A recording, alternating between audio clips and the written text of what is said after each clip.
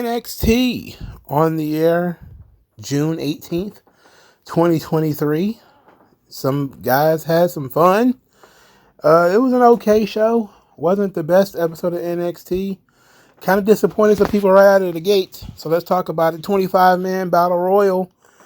They lived up to what they said. There are going to be a lot of guys from a lot of different locker rooms. There were some TNA guys here, some SmackDown guys, some Raw guys. And they still managed to tell a somewhat decent story throughout the evening on this thing. The big story, of course, is that Joe Hendry, a favorite of the TNA and internet wrestling community, finally got on WWE TV. Everybody expected him in Scotland. It didn't happen, but he was on NXT. He got to do his entrance. The crowd, some of whom was familiar, so they participated. Other ones tried to catch on, but he wasn't there long enough. He got into the ring, got jumped by the other 24 wrestlers, and Frankie Kazarian, that old dinosaur from TNA, he's still hanging around here. Now he's hanging around in WWE, and he threw Joe Hendry out. Everybody then collectively lost their minds on the internet because Joe Hendry was in the match for a grand total of 30 seconds, maybe 45 seconds, maybe. So Joe Hendry, no matter where he goes, he's just picking up L's. They're following him around wherever he goes, say his name and he's taking an L. So there it is. I was disappointed to see Frankie Kazarian in this match. I was also disappointed that he lasted so long in this match, but there's not much you could do about it. Kazarian ended up with like 3 or 4 eliminations by the by. The final 4, the final 5 was Javon Evans, Dragon Lee, Tyler Bate, and Frankie Kazarian, and also with Shawn Spears. I wanted to hack to Shawn Spears. It's the worst. We ended up with Dragon Lee and Javon Evans, which I thought was the last 2. They pump faked me because here comes Shawn Spears. He came back. He ends up throwing out Dragon Lee, which disappointed me because I was okay with Dragon Lee kind of being one of the guys who might win. So Javon Evans throws out Shawn Spears to win the match. I'm excited about that because at least it's none of the bums that I saw. Javon Evans is very young. Of course, he's not going to win the NXT title, but he's a young guy who they're building, and this is a great spot for him. Of course, it was noted that Ethan Page was also in this match, and he got taken out through the middle rope by Oro Mensah, who attacked him and basically chased him out of the arena.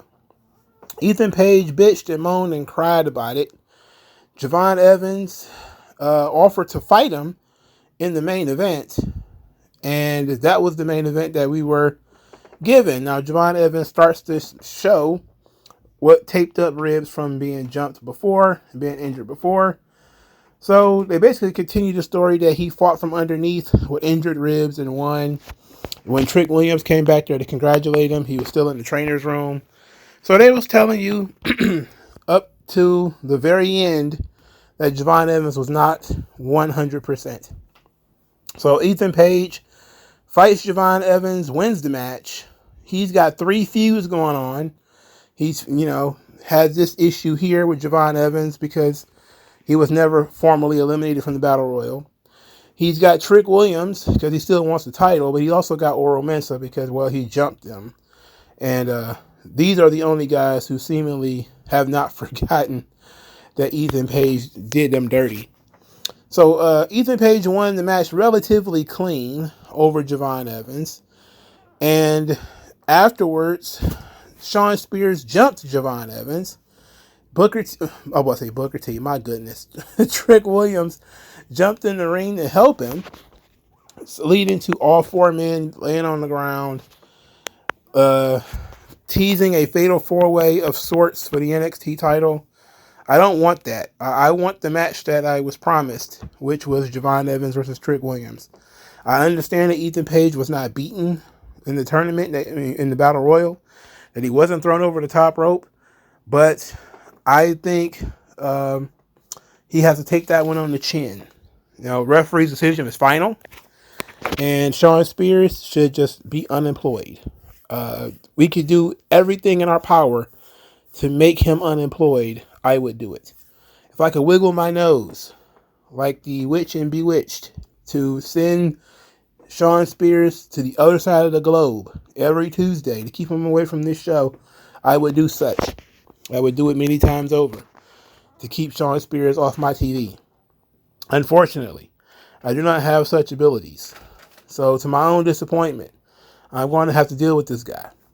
The Battle Royal was fine. It was weird because there were so many people in there, and a lot of them are like rookies, and they look lost. Like Ridge Holland, like he doesn't even know how to be in a Battle Royal. Like some of these guys, like Hank and Tank, whatever which one it was, doesn't know how to be in a Battle Royal. These guys are just standing around like, what do I do? What do I do? Where do I go? What am I supposed to do? It's like, it's a Battle Royal. Find somebody and hug the corners, do the old fake, I'm going to throw you over the top gimmick. Don't just stand there looking back and forth like, what do we do? What do we do? Because it just makes you look weird, man. Anyway, Joe Hendry wasn't in the match long, but made an impact. The internet was pretty upset. He went backstage, yelled at Shawn Michaels that he got jumped by 24 guys and he can go anywhere he wants. All you got to do is say his name. And I like Joe Hendry. The guy has tremendous charisma. It's just highly unfortunate that every time somebody puts him in a situation like this, he doesn't get to go look cool. It was like a goof. Every single time he looks like an idiot. And he's like a stone cold idiot in this joint. He had the big, silly entrance and he got thrown out. But it was very cool to start the show with his entrance, though.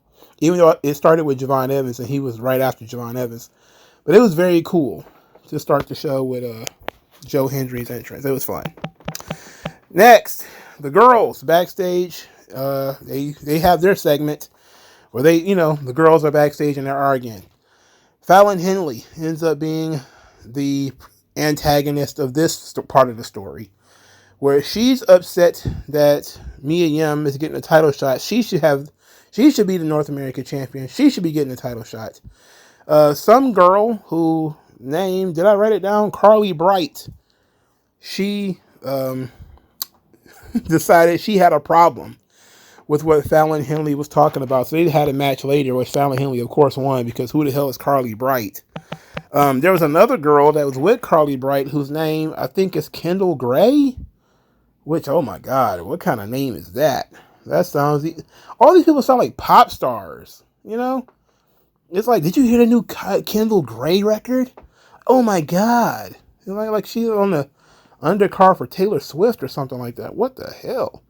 Wendy Chu attacked this Kendall Gray for reasons unmentioned, but it just happened right in the middle of this thing. But Fallon Henley, who is on her Mickie James kick, won the match. She also, after winning, still didn't stop complaining. She was still mad. She was upset later that that Kalani Jordan is still the North American champion. She's not happy about that. Jasmine Nix and JC Jane were also not happy about that, and the three of them all agree that they don't like what's going on around here. And there is a bit of collusion in the air from these girls. But speaking of Jasmine Nix and JC Jane, they were in a triple threat tag team match that literally did nothing for nobody and seemingly served absolutely no purpose whatsoever. Roxanne Perez and Lola Vice won the match. Roxanne Perez and Lola Vice defeat JC Jane and Jasmine Nix and Jakara Jackson and Lash Legend. This match was for no reason. Some of these people have had history with others, but none of this stuff is current. And the story going in is that Lola Vice is after Roxanne Perez's title. Roxanne Perez doesn't trust her, but Lola Vice is like, I'm not looking to lose out there. We're going to do what we got to do, and then maybe I'll come see you about this title. After the match, after Roxanne Perez lets Lola Vice do all the work and she steals the win, which is typical heel stuff, she gave one of the worst spinning back fists of all time to Lola Vice and then kicked her while she was on the ground, officially seemingly turning Lola Vice babyface, which, thanks for that, because it's been a while. People have been on Lola Vice's side for a while now, and making it official is great. I definitely think she should be the one to beat Roxanne Perez. I would go in that direction if I were booking NXT. So Jasmine Nix and JC Jane, they were upset because they didn't lose, but they didn't win. And that's why they're so upset about what's going on around here, because Fallon Henley wasn't beaten by Kelani Jordan. Kelani Jordan climbed the ladder. So all three of these women are very huffy and they don't like what's going on. But none of them have suggested what they should do about it, outside of seemingly looking to team up and beat up some folks. So we'll see when we get there. They did a video package for a young lady by the name of Izzy Dame. Izzy the Great Dame. Or Dane. I don't know. But she's tall, blonde, and is a former volleyball player. Is that Charlotte Flair 2.0 Electric Boogaloo? Absolutely. I guess it can't be helped, but everything is the same. Don't tell me her name is like really Charlotte or something like that. So, Ridge Holland, he got congratulated for his performance in the Battle Royal, even though he looked lost. He was given a Chase University t-shirt by Thea Hale because now he's officially in. He's on the team, guys. And Riley Osborne is not there to object. And Duke Hudson is like, yeah, whatever.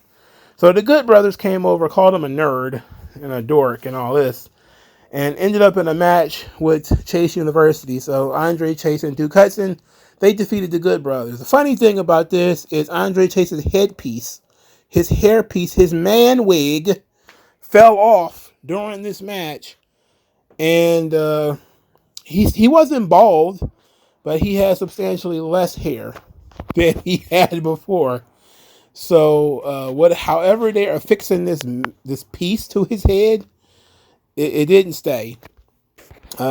Whatever. After the match, Ridge Holland and Duke Hudson both denied cheating, even though Andre Chase is like, I don't know how we managed to win that match, even though, they did win. But, it was some underhanded tactics that led to them winning. But Ridge Holland's on the team now, so everything's all good. Okay. We need more Thea Hale involvement in this Chase University thing. I thought this whole thing was a vehicle to get her over. And it has done so. It's done a great job getting her over. But now they're trying to use it to get Ridge Holland over. I don't know, man. That guy's a human block of cheese. I don't know how that's going to really work. I don't know. To be continued, I guess. Kelani Jordan defeated Mia Yim to maintain her hold on the North American title, the women's version. Kelani Jordan remains very agile, very athletic, kind of quick. The more she does her stuff, the faster she gets at it. Mia Yim is a veteran hand, very useful in terms of helping somebody like Kelani Jordan, but other than that, there was no belief at all that she would win. The Good Brothers came ringside to help Mia Yim. OTM came out of nowhere, confronted them, while the referee was distracted by all of that shenanigans outside the ring. Jada Parker shoved Mia Yim off the top rope, which led to Kelani Jordan's finish, and Kelani Jordan won the match. So she won the title by climbing the ladder, and her first title defense was with help. They're not setting her up for a good run. At least let them win the first couple of matches on their own. But Kelani Jordan, she just needs a character, like a personality or something. She's got a lot going for her. Axiom is upset and disappointed with Nathan Frazer because he was in the Battle Royal and he didn't tell him. Also, Nathan Frazer kind of wants to wrestle for the Heritage Cup. And Axiom is starting to think, hey, this tag team thing must not be enough for you. And Nathan Fraser is kind of like, whoa, whoa, whoa. You should also be trying to get some singles gold. There's nothing wrong with having both. Some level of ambition. Luca Crucifino shows up with a contract because Nathan Fraser had eliminated Tony D'Angelo in the Battle Royal. So Tony D'Angelo wanted to give him a championship match, and Nathan Fraser immediately signed it with Axiom standing right there. So Axiom was pretty upset about this, but there's nothing he could do about it except wish his tag team partner somewhat good luck. Oba Femi comes out there to cut a pretty good promo. He's interrupted by Wesley. I'm going to shorten this thing up. They agreed to have a match because Wesley continues to call himself the greatest North American champion of all time. And no matter how great people like Big E or the rest of us, especially MagMongoSlade, thinks that Oba Femi is, Wesley is the greatest North American champion of all time. And Oba Femi says he wants to change those records. And so this will be the first and final one-on-one match between the two. And once he wins, Wesley will get no more championship matches while he holds the title. I like this idea as long as it stays one-on-one. It needs to stay one-on-one. I do not want anybody else added. They did threaten to add Gallus again, but they got jumped by Tyreek and Tyson, or whatever their names are, which was weird. They got their asses kicked by two guys. That was funny, actually. Speaking of funny, the humorous segment of the night, probably big pop for me. Charlie Dempsey is trying to recruit Tavion Heights. So Tavion Heights from last week, Charlie Dempsey knows his resume. So he runs down his resume. All these incredible accolades that Tavion Heights has from his amateur wrestling days. And he says, you're the kind of guy that the No Quarter Cash crew really needs on their team. And Tavion Heights is like, okay. And then Charlie Dempsey's like, yeah. He's like, you ought to play hard to get, huh? And it's like, and Tavion Heights is like, what? Like he already agreed to be a part of the team. So then Charlie Dempsey says, okay, look, if you beat Damon Kemp, you're in. And Tavion Heights was like, well, that's even better. So I like this. Charlie Dempsey is very funny. And it's very quirky. And he's not listening to anybody. He's not paying attention to things. He kept asking Miles Bourne why he didn't tell Tavion Heights why he came here. And he's, yelling at him. But Miles Bourne is deaf. And he can't lip read because he's standing behind Charlie Dempsey. So when Dempsey turns around and starts yelling at him, that's when, Miles Bourne can read his lips and see what's going on. So it's really good. And I'm surprised at how good he is at this. Charlie Dempsey is becoming one of my favorite characters on this show. And he's becoming a character, which is great. It took a while, but, in imitating Tony D'Angelo, he's found something that is fun, that still fits his gimmick and his character and what he's about, but it gives him a humorous edge. And I like that. This thing is going to work out. I forgot to mention about Kalani Jordan. She wants to have a match against Sol Ruka, who is one of her best good friends, for the North American title. And saying that the next championship match should go to somebody who doesn't complain, who works hard, is not entitled. And Ariana Grace thought she was talking about her because Ariana Grace is rad and thinks everybody should be talking about her all the time. Then when she found out about Sol Ruka, she says she's better than Sol Ruka. Sol Ruka does not carry herself like a champion or a beauty queen. To which Ava says, okay, well, you can wrestle Sol Ruka next week since you think you're better than her. You have an opportunity to prove it. Ariana Grace is so good. She recently did a mock protest that just had, when she just walked around with a sign that says, I don't like what's going on, with a frowny face. And it's very good. It's very good. It's super on the nose in terms of mocking protesters. And when she was asked what she was protesting on Twitter, she just said the injustice with no specificity whatsoever. Just the injustice. Whatever it is, she's protesting the injustice. And I want her to do that on TV. Similar to the Sami Zayn character, I would love if she just started protesting random things and not being specific at all about what she's protesting, and just yelling or complaining or whining about various injustices, about whatever that could possibly be. Because that Sami Zayn protest thing was one of my favorite gimmicks on SmackDown, especially during the pandemic. That thing was absolutely tremendous. I loved it so much. So, other than that, the LGBT Tatanka wants to be a champion. Who cares about him? So, NXT, they're still doing some fun stuff. You know, some cool surprises with Joe Hendry and Kazarian. They just didn't follow up on it, let it develop, you know, with Joe Hendry. But they have teased that it's not over, that he's likely to make a return. So this is basically just, hey, we have access to this guy. He's going to pop up soon. The North American title picture for the women is pretty solid. Kalani Jordan still needs a character, but, you know, we're working on it. The North American title for the men, solid, as long as it stays one-on-one. I'm a huge fan of Oba Femi. He's my favorite wrestler. I don't know what to expect from this trio of Jasmine Nix, Fallon Henley, and JC Jane. I kind of want to see it. I want to see it form and grow first before I have like a full opinion on it. But just being the three grumpy girls in the locker room is like, well, everybody does that. Roxanne Perez and Lola Vice, I'm ready for that. Yeah, I'm all in on that one. And the NXT Championship, I'm fine with it if it's Javon Evans versus Trick Williams. I'm not so happy if it's a triple threat match. I'm actively pissed off if it's a fatal four-way. So NXT Heatwave still being built up. They got 2 weeks.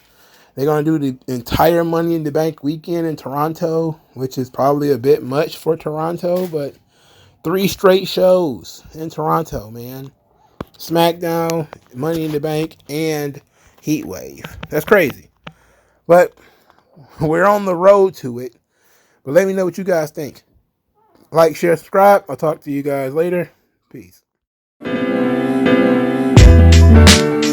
Tell me what's worse than learning all that you led to believe was all horse crap. They distort